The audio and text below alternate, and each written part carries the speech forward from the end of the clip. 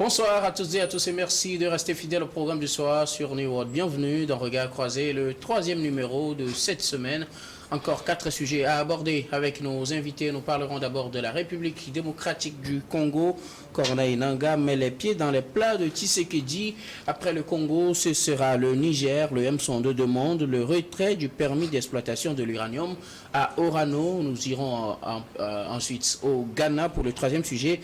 La fronde sociale s'épaissit plutôt. Et puis nous terminerons par le Togo. Trafic à l'aéroport de Lomé en hausse de 25% au premier semestre 2023. Et pour en parler ce soir, 3 invités sur ce plateau. Avec moi, Louis Kamako, vous êtes journaliste et analyste politique. Bonsoir et bienvenue. Et bonsoir, chers confrères, bonsoir à tous les téléspectateurs et téléspectatrices de la télévision du Monde Nouveau.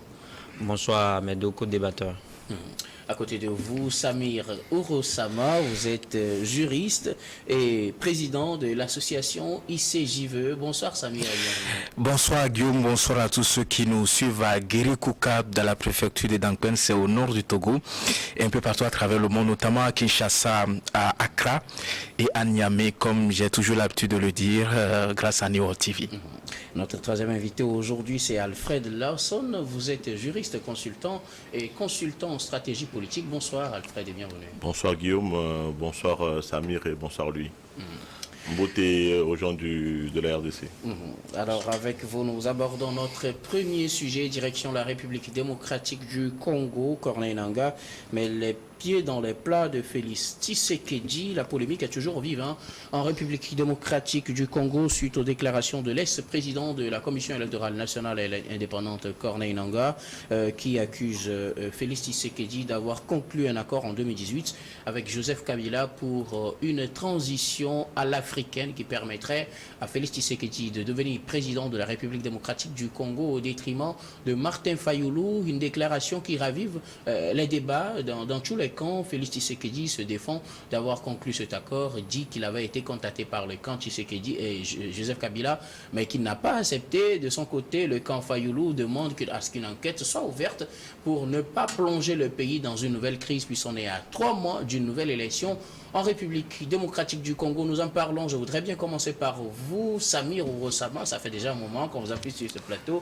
Voilà une polémique qui naît en République démocratique du Congo pour des élections datant de 2018. Et c'est aujourd'hui, du moins ces derniers jours, que la révélation sort qu'effectivement Félix Tshisekedi aurait conclu un accord avec Kabila à l'époque. Non, je pense qu'il faudrait apporter quelques éléments d'éclaircissement. Il faudrait distinguer la période électorale d'antan, c'est-à-dire lorsqu'il s'était agi pour ce personnage-là de diriger le processus électoral qui a vu la victoire du président Tshisekedi. Donc de 2018 à 2023, il y a eu pratiquement 5 années qui se sont écoulées. Donc aujourd'hui, M. Corneille parle non pas en tant que président de la CENI, mais il parle en tant que candidat, puisqu'il a déclaré ses intentions de se présenter à l'élection présidentielle de février 2023. Donc il faudrait prendre ces déclarations-là sur des pincettes parce que on ne sait pas dans quelle perspective cette sortie de l'ancien président de la CENI est faite. Maintenant, ça donne raison à ceux qui penser à l'époque où véritablement il y a eu un hold-up électoral, qu'en réalité celui qui a gagné les élections, ce n'est pas la personne qui a été déclarée vainqueur de l'élection au soir donc du scrutin qui a eu lieu en 2018. Je voudrais apporter 2 ou 3 éléments. Le premier élément, c'est que quand vous regardez un peu ce pays-là, la RDC, le problème majeur qui se pose depuis des années, c'est la commission électorale. C'est-à-dire qu'à chaque moment qu'on traverse cette période électorale, il y a toujours ce débat-là qui naît autour de la commission électorale qui est censée être d'abord neutre et indépendante, ce qui pose véritablement un débat au niveau de notre continent, parce que quand on regarde un peu dans les pays africains, partout il y a eu des élections. Lorsqu'il y a contestation des élections, on a vite fait de voir la commission électorale qui est censée être une commission indépendante. Alors dans le cas de l'espèce, que vous avez une série qui a été décriée dans le temps, qui est toujours décrié parce que, mine de rien, quand vous voyez un peu les conditions dans lesquelles la commission a été mise en place, même les conditions dans lesquelles son président a été désigné, vous avez eu tous ces débats, toutes ces contradictions qui ont eu lieu. De la nouvelle commission. Je parle de la nouvelle commission, je parle de la nouvelle commission. Vous savez que les partis politiques ou les acteurs politiques ne se sont pas mis d'accord lorsqu'ils s'étaient agi. À présent, est critiqué. Exactement, ça a été critiqué. On accuse l'actuel président de la CENI d'être plus proche de Tshisekedi. Donc, en réalité, c'est une tradition qui se perpétue au niveau de ce pays-là. C'est-à-dire que celui qui est au pouvoir et qui fait en tout pour placer son homme de confiance, si je peux le dire entre guillemets, et qui va conduire le processus dans le sens de le faire gagner les élections ou de le faire maîtriser un peu tout le processus. Et on se rend compte qu'en réalité, l'ancien président de la CENI a également participé à ce que le pouvoir soit en quelque sorte n'eût été cette mésentente qui a eu lieu entre-temps, en 2019, si j'ai bonne mémoire, après l'accord de gouvernance qui a eu lieu et après le gouvernement a été disloqué suite à certaines mésententes, n'eût été cet élément-là nouveau, mais le pouvoir aurait été, à l'heure où nous sommes en train de parler, entre les mains du président Tshisekedi et le camp Kabila. Donc, moi, je pense que l'opposant fétiche ou celui qui a été Martin Fayoulou a raison de dire en réalité, puisqu'il ne dit pas que c'est ce qui s'est passé, mais il dit que cela devrait être une occasion pour le procureur de la République d'ouvrir une enquête pour que la lumière soit faite autour de ce qui a été fait à l'époque et qu'on puisse apprendre des erreurs du passé pour ne pas conduire, pour ne pas assister à la même chose au cours de l'élection de février 2024. Je pense que c'est une bonne chose pour qu'on n'assiste pas peut-être à un deuxième cas d'accord politique, d'arrangement, et qu'on puisse voir qu'il y aura toujours des contestations à l'issue de l'élection 2024. Alfred, Félix Tshisekedi, à l'époque, aurait signé un accord avec Joseph Kabila qui lui permettrait de devenir, à lui, Félix Tshisekedi, président de la République. Mais à écouter la version de Tshisekedi, il a été contacté par le camp Chadari, qui est aussi le camp Kabila, pour qu'il devienne Premier ministre plutôt de Chadari. C'est qu'il a évité, parce que lui, il se disait qu'il était le vrai vainqueur des élections, et donc il a eu droit qu'à ce qu'il méritait, c'est-à-dire devenir président de la République et non Premier ministre de quelqu'un d'autre. Moi, je voudrais poser une question avant de répondre à ta question. Est-ce que nous avons pris connaissance de ce document? Quel document? Le document signé entre les partis. Alors pour le moment, c'est des allégations, puisque Tshisekedi a demandé à ce que Nanga prouve effectivement par les documents. Oui. Vous parlez du document de Nanga ou de l'accord entre les deux? L'accord entre les partis. Allez-y. Entre les partis. J'ai un document face de moi, sous réserve que ce document soit authentifié par les deux partis. Le document dit « Accord pour la stabilité de la paix au Congo » entre les sous-signés Félix Antoine et Tshisekedi Nantan pour le compte de Cash et Joseph Kabila Kambangé, parce que ça n'a pas, le contrat en question n'a pas eu lieu avec le candidat. Oui, le contrat a eu lieu avec Joseph Kabila. Avec Joseph Kabila. Oui. Et dans ce contrat-là, il est stipulé en article 1er l'immunité totale pour toutes les Kabila et ses collaborateurs. En dehors de Kabila et ses collaborateurs, l'armée est citée dedans, où il y a l'article 3 qui m'intéresse, le soutien lors de la présidentielle de 2023 pour la famille politique de Tshisekedi. Voilà, c'est-à-dire, ils soutiendront Kabila et l'équipe de Kabila ou bien la famille Kabila vont soutenir Tshisekedi en 2023 pour les élections là à venir. Mais nous parlons de l'élection de 2018. Avec la polémique qui naît sur le document dont je suis en train de vous lire le contenu a été signé le 8 janvier 2018. Ok, d'accord. Tshisekedi a prêté serment le 24 ou bien le 25 janvier 2018. Les élections ont eu lieu en décembre, plutôt en janvier 2019. Les élections ont eu en décembre, Oui, en décembre fin d'année 2018. oui. Le document date de 2019, c'est-à-dire quelques jours avant la prestation de serment. Alors, moi, ma question est de savoir si Nanga avait connaissance de ce document et qu'il n'a pas, président en tant que président de la commission, oui. et qu'il n'a pas dénoncé, il a laissé faire les choses. Et aujourd'hui, qu'il est candidat, et c'est maintenant qu'il se trouve une bonne conscience pour dénoncer cela, moi, je ne lui donne pas du crédit. Alors, est-ce que quelque part, parce qu'il est devenu candidat, moi je vais aller un peu plus loin. Parce que ce qu'il sort actuellement, moi plutôt ça me confirme que Tshisekedi a gagné les élections. Parce que si Tshisekedi n'avait pas gagné les élections, quel était l'intérêt pour Kabila d'aller vers Tshisekedi et négocier quelque chose avec Tshisekedi? Parce que c'est qu'ils sont sûrs que Tshisekedi a remporté ces élections, il va falloir aller vers Tshisekedi pour négocier des choses avec Tshisekedi. Ah, tu sais, bon, on va accepter que tu as gagné les élections, mais à condition que tu nous promettes si. Et cet accord en question a été signé devant 3 chefs d'État en question. Devant Kenyatta, Al-Sisi et puis Ramaphosa. Donc du coup, Kabila a pris des garanties pour que Tshisekedi puisse respecter cet accord-là. Mais dire que si c'était avant les élections, que l'accord-là avait été signé... Non, sûrement pas avant les élections, parce que là, on ne saurait pas qui a gagné. Ben justement, ça, tout se résume à ça.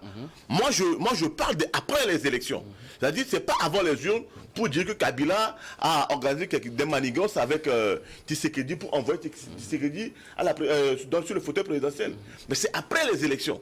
Après ces élections, qu'est-ce qui a poussé Kabila à avoir cet accord-là avec eux? Bon, maintenant, quitte à Tshisekedi d'accepter qu'il a eu un accord avec le clan Kabila et être un homme... un vrai homme et puis accepter les conséquences de ce que ça... Alors, juste une précision, il se peut, parce qu'il y a une troisième possibilité, c'est qu'effectivement, il y a un autre candidat qui est gagné et à qui on ne voudrait pas donner le pouvoir, parce que c'est ce que revendiquent certains en parlant de Martin Fayulu, qui sera le vrai vainqueur, à qui on ne voudrait pas donner le pouvoir. Et donc on le donne peut-être au deuxième, qui serait Tshisekedi, qui trouve là un accord avec Kabila pour devenir le président au détriment de Martin Fayulu, parce que c'est ce que réclame son camp aussi. Martin Fayulu, on le sait, depuis la proclamation de ces élections, a toujours clamé avoir été le candidat vainqueur, mais qui aurait été triché. Il n'y avait que 3 candidats à ces élections? Non, pas que 3 candidats, on connaît les élections. Mais pourquoi vous êtes sûr à 100% que c'était Fayulu? Je donne une troisième possibilité, je l'ai bien dit. Cette possibilité-là, on peut le donner même à Moïse Katumbi. Justement. On peut le donner à une autre personne. Moi, je me base sur ce qui est publié. Vous savez, il n'y a pas de fumée sans feu. Ouais. Si Corneille Nangaa se prévaut aujourd'hui de détenir des vérités qui pourraient nuire au camp Kabila et au camp Tshisekedi, mais c'est qu'il sait que le moment venu, il doit avoir une alliance conformément à ce qu'ils avaient eu à négocier en 2019 avant que Tshisekedi n'accède au pouvoir. Donc aujourd'hui, si les deux là se réunissent encore, ça va faire mal. Donc il va falloir maintenant jeter de l'huile sur le feu, d'attirer l'attention et de mettre un peu du désordre là pour que, comme dans le cafouillage, tout est possible, alors que les gens se retrouvent plus et puis que les gens qui doivent en bénéficient. Mais je vous dis que tel que les choses sont en train de se passer, Etienne Tshisekedi va faire un second mandat. Merci beaucoup. Louis Kamako, la polémique est toujours vivante, je le disais, depuis cette élection de fin 2018 qui a vu officiellement la victoire de Félix Tshisekedi. Aujourd'hui, les révélations, c'est que Félix Tshisekedi aurait eu des arrangements avec le camp Kabila à l'époque pour devenir président, ce que Tshisekedi refuse. Et le camp Martin Fayulu, qui revendique sa supposée victoire depuis, demande qu'une enquête soit ouverte pour situer les responsabilités et éclairer l'opinion. Non, mais je pense que nous sommes arrivés à un moment où il ne faut plus parler au conditionnel, mais on doit affirmer parce que ce qui est... Parce qu'on n'a pas les preuves, tout le monde dit sa version. Non, mais il y a eu bel et bien accord. Et ça juste que la dénomination dépend... Moi, je ne sais pas. La dénomination de cet accord-là... Non, mais il y a eu accord parce que Tshisekedi même a reconnu qu'il y a accord.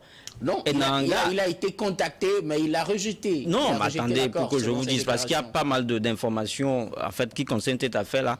Jusque la dénomination dépend du bord, hein, de quel côté de la balance on se trouve. Quand vous prenez par exemple Nanga, qu'on connaît Nanga, il parle d'un accord frauduleux. Alors que Tshisekedi parle d'un accord de partage de pouvoir ou bien un accord de gouvernance.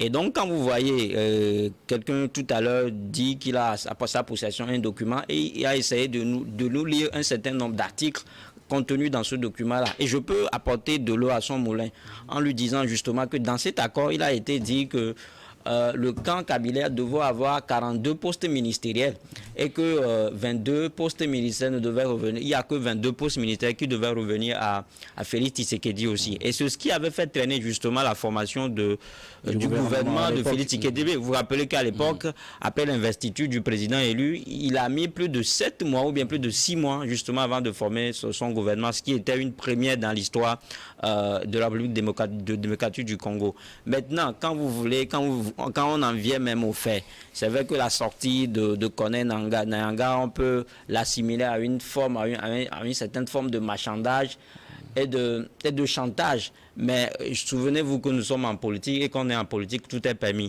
Surtout qu'aujourd'hui, il se constitue un véritable opposant de Félix Tshisekedi et lui aussi, il se prépare à juste titre pour justement participer au prochain joute électoral.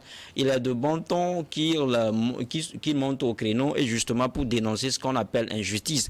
Sauf que dans ces situations, et s'il a fait continue et que ça tombe sur la table en fait d'une juridiction, je pense que lui aussi sera accusé parce que dans cette situation-là, ça ressemble à celui qui s'accuse parce qu'il a été complice du mal, il a été président de la CENI à l'époque et c'est lui qui était le premier d'abord à proclamer Félix Tshisekedi vainqueur de cette élection-là. Et à l'époque, il disait que tout était bien passé et qu'il a même apprécié la manière dont la passation du pouvoir a eu lieu entre Joseph Kabila et Félix Tshisekedi. Aujourd'hui, s'il revient et nous dit qu'il y avait eu de fraude, ça montre à combien de fois en Afrique et surtout en RD Congo, les politiques ont cette facilité-là à faire ce qu'on appelle de la pirouette, c'est-à-dire que on peut être avec le camp du pouvoir le matin et à midi rapidement on devient opposant et on essaie justement de faire croire